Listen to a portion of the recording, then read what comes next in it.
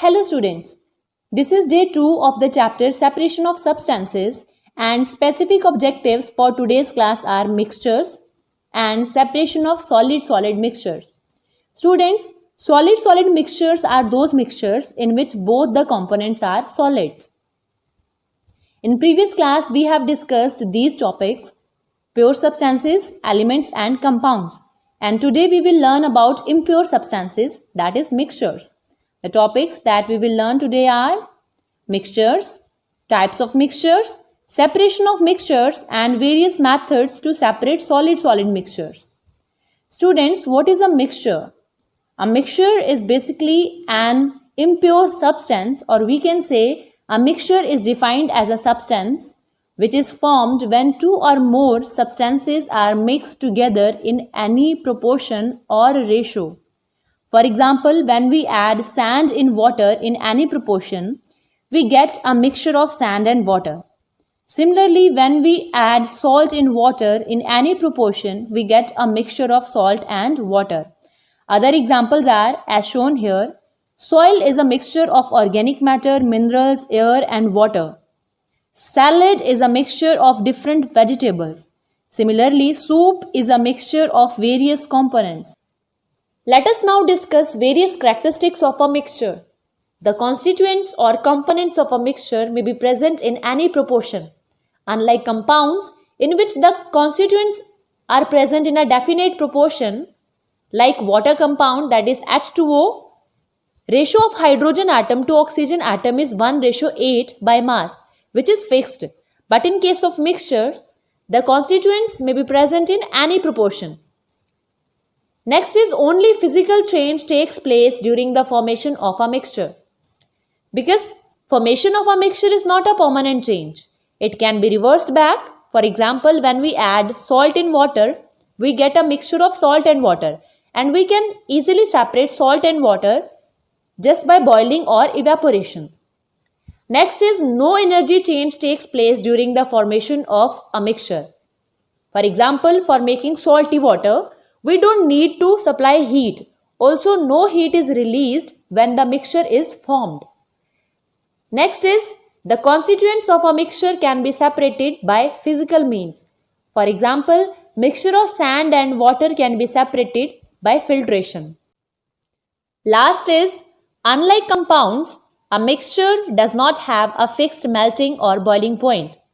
Here we can summarize the difference between compound and mixtures. Also, what will be the first point of difference? The constituents of a mixture may be present in any proportion, but the constituents of a compound are present in a definite proportion. Next point of difference will be, only physical change takes place during the formation of a mixture, but both physical and chemical changes take place during the formation of a compound. Next point of difference will be, no energy change takes place during the formation of a mixture, and energy change takes place during the formation of a compound. Next point of difference will be, the constituents of a mixture can be separated by physical means. The constituents of a compound can be separated by chemical means only. Last point of difference will be, a mixture does not have a fixed melting or boiling point, but a compound has a fixed melting or boiling point. Students, there are two types of mixtures: heterogeneous mixture and homogeneous mixture. Heterogeneous mixture is that mixture in which the components are not uniformly distributed. For example, mixture of sand and water. When we add sand in water, it settles down. Means that sand is not uniformly distributed throughout the water. So it is an example of heterogeneous mixture. And homogeneous mixture is the mixture in which the components are uniformly distributed, as shown here. For example, a mixture of salt and water. When we dissolve salt in water, it is not visible in water. Means that it is uniformly distributed in water. So it is an example of homogeneous mixture. Or we can say, in heterogeneous mixture, we can distinguish all the components as shown here. In case of homogeneous mixture, we cannot distinguish all the components, right? Let's read the topic from book for better understanding. Come to page number 43. Homogeneous mixture. A mixture in which its constituents are distributed uniformly is called homogeneous mixture. For example, mixture of salt and water. Heterogeneous mixture, a mixture in which its constituents are not distributed uniformly is called heterogeneous mixture. For example, a mixture of sand and water. Students, homogeneous mixture is also called solution. Any solution is a homogeneous mixture of solute and solvent. And what are alloys? Alloys are the homogeneous mixtures of one metal with another or of a metal with a non-metal. Underline the definition of alloys. In solution, there are two components, that is solute and solvent. Solute is the solid or dissolved substance in a solution, or we can say the substance that is dissolved in the solvent is called solute, and solvent is the liquid or liquid substance which dissolves other substance, or simply we can say the substance in which solute is dissolved is called solvent, and mixture of solute and solvent is called solution. For example, if we add salt in water, salt is solute, water is solvent, and the mixture which is obtained is called solution, because this is a homogeneous mixture, right? Let's read the skill fill. Rust. Students, iron is an element we all know. It is denoted by the symbol Fe. When this iron is exposed to moist air means the air in which moisture is present. When this iron is exposed to moist air, it forms an oxide which is a reddish brown in color, loose and powdery. This powdery coating is actually a compound denoted by the formula Fe2O3XH2O. The two conditions necessary for rusting are, as we have discussed just now only, that when iron is exposed to moist air, it forms a reddish brown layer called rust. So, two conditions that are necessary for rusting are first air and second moisture. There must be moisture present in air for rusting to happen. Students, there is another skill fill. Classify the following substances of our daily requirement into solid-solid, solid-liquid and liquid-liquid mixtures. As I have already told that solid-solid mixtures are those in which both the components are solids, and in solid-liquid mixtures one component is solid and another component is liquid. For example, mixture of salt in water. And in liquid-liquid mixtures both the components are liquids. For example, lemon water. Here one I will solve and rest you will do yourselves. For example, in first mixture of fruits, in this case all the components are solids, so it is an example of solid-solid mixture. Rest you will do yourselves. Separation of mixtures. Students, most substances around us contain impurities. For example, the rice we buy has stones, sand and husk in it. Milkman usually makes water in milk. Air we breathe contain chemical fumes, smoke and dust particles. Since all substances have certain other substances mixed with them, so there is a need of separation of mixtures. Why? The constituents of a mixture are to be separated. Come to page number 45 on your books. To remove undesirable material from the desirable material. For example, separation of stones from rice and pulses. Since stones are undesirable materials, so we need to separate stones from rice and pulses. Second is to remove impure substances from pure substances. For example, separation of sawdust from water. Sawdust is an impure substance, so we need to remove it from water. Next is to improve the quality of the substances. For example, separation of water from milk. In order to get quality milk, we need to separate water from milk. But how can we separate these impurities from a mixture? Students, there are various methods of separation of a mixture. Today we will discuss various methods to separate a solid-solid mixture. First is winnowing. It is a method or process in which lighter particles are separated from heavier particles by blowing air. You must have seen farmers separating husk from grains. Husk is the covering or outer covering of the seeds, right? You must have seen the farmers separating husk from grains by this method. The mixture is made to fall from a height. Since husk is lighter than grains, so wind carries the husk with it and we get two separate heaps of husk and grains as shown here. Examples: separation of chaff or husk from wheat grains. Let's read the topic from book for better understanding. Winnowing. It is a process used by farmers to separate grains from husk, that is outer covering or coating of grains. What is the principle of this method? Winnowing is based on the fact that grains are heavier than husk, right? Method. The mixture of grains and husk is made to fall from a height as shown here. Wind carries the husk with it because it is lighter, and two separate heaps are obtained for husk and grains. Example: separating chaff or husk from wheat grains. Students, let's discuss second method, hand picking. Students, you must have seen your mother separating stones or any other undesirable material from rice before cooking. Since stones and any other undesirable material look different from the rice, so it can be easily separated by using hands. Hand picking is a process or method in which undesirable components of different shape, size and color are removed from desirable components by using hands. This method can be used for separating only those materials that have different shape, size and color from the other component, right? Example is separating stones from pulses. Let's read it from book for better understanding.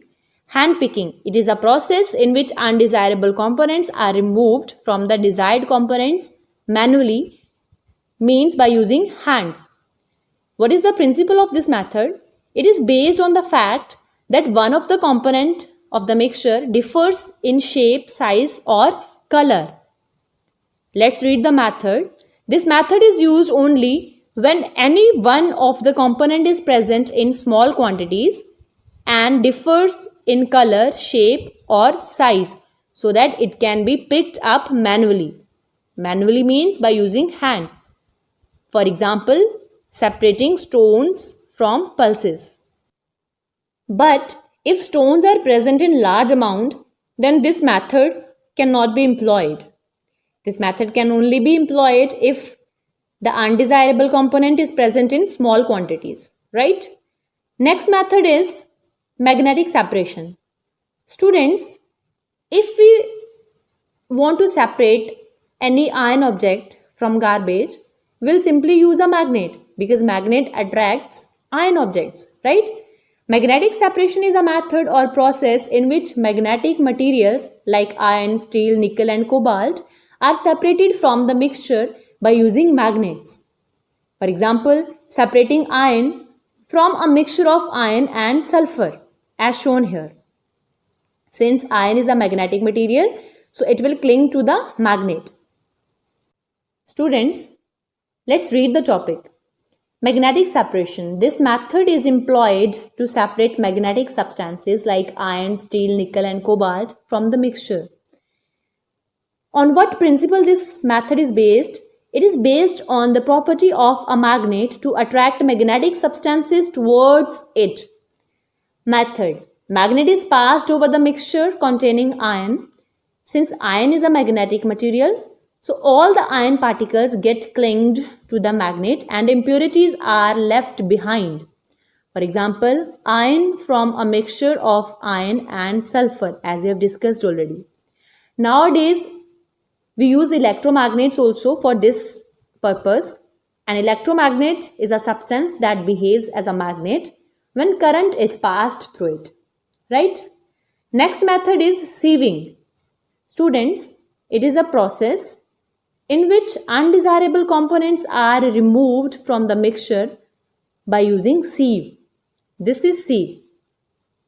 Example, separating tea leaves from tea and sieving of flour.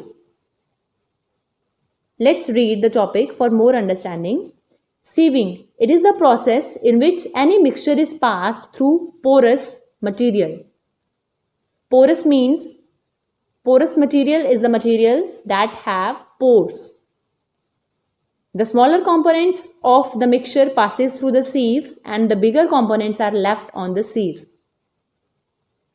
We can use this method only if one of the component of the mixture is of small size, right? So that it can pass through the pores of a sieve. What principle this method is based on? It is based on the principle of filtration method. The mixture is taken on the sieve and given mechanical force. The smaller components pass through the sieve and bigger components are left. In this way, the components of mixture get separated. Example, tea leaves from tea and sieving of flour. Next method is sublimation. It is a process in which a solid directly changes into vapor state on heating at a constant temperature. Students, there are certain substances like naphthalene, camphor and iodine that change directly from solid state into gaseous state on heating. Such substances are called sublimable substances, and this method can be employed to separate such a sublimable substance from another solid. For example, separation of ammonium chloride from salt. Ammonium chloride is also a sublimable substance. So, if we heat the mixture of ammonium chloride and salt, what will happen? We will get vapors of ammonium chloride because it sublimates on heating. And what will be left in the container? Salt will left behind in the container. In this way, we can separate a mixture of ammonium chloride and salt by sublimation. Let's read for better understanding. Sublimation. It is the process in which a solid changes directly into vapor and vapor changes directly into solid. Actually, this part will not come in the definition of sublimation. The process of change of substance from vapor state directly into solid is called deposition. So, in sublimation, you will learn till here only. That is, it is a process in which a solid changes directly into vapor state on heating. On what principle this process is based? It employs the principle of change of state by skipping the intermediate state. Which intermediate state is skipped here? Liquid state. Normally, when we heat a solid substance, it changes into liquid state. But in case of sublimation, when we heat sublimable substance, it directly changes into gaseous state. Method. The mixture is taken in a sublimating dish as shown here. This is a sublimating dish and mixture is taken here and heated strongly until one component gets evaporated and condensed to form solid on the upper part of sublimating flask or inverted funnel. This is inverted funnel or sublimating flask. When we heat the mixture, what happens? The sublimable substance, that is ammonium chloride, it changes into vapor phase and it gets condensed on the upper part of inverted funnel. In this way, ammonium chloride and salt gets separated. Remember, camphor, iodine, naphthalene and ammonium chloride undergoes sublimation. As we have discussed already, these are sublimable substances. Students, let us discuss few schematic diagrams to separate solid-solid mixtures. First is mixture of iodine and sodium chloride. As we have discussed that iodine is a sublimable substance. So what we need to do here, we will heat the mixture and we will get iodine as a sublimate.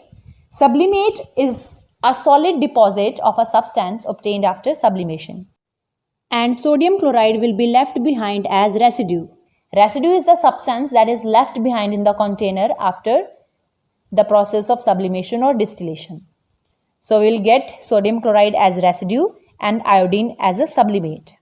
Next is mixture of potassium chloride, iron filings and camphor. Camphor is a sublimable substance, so we can use the process of sublimation. We will heat the mixture and we will get camphor as a sublimate, and mixture of potassium chloride and iron filings will be left behind. Since iron is a magnetic substance, so we can use which method? Magnetic separation. We will pass a magnet near the mixture, and what will happen? Iron filings will cling to the magnet and potassium chloride will be left behind as a residue. Next is mixture of stones, ammonium chloride and sodium chloride. Students, we can separate stones by using a sieve. So first of all, we'll pass the mixture through a sieve and stones will be left behind, will be left on the sieve as a residue, and we'll get mixture of sodium chloride and ammonium chloride in a container. Since ammonium chloride is a sublimable substance, so we will use sublimation method here. We will heat the mixture and ammonium chloride will be obtained as a sublimate and sodium chloride will be obtained as a residue. In this way, we can separate all the constituents of this mixture. Students, you must be able to answer all these questions now. First, what are homogeneous mixtures? Differentiate between homogeneous and heterogeneous mixtures. How will you separate a mixture of ammonium chloride and common salt?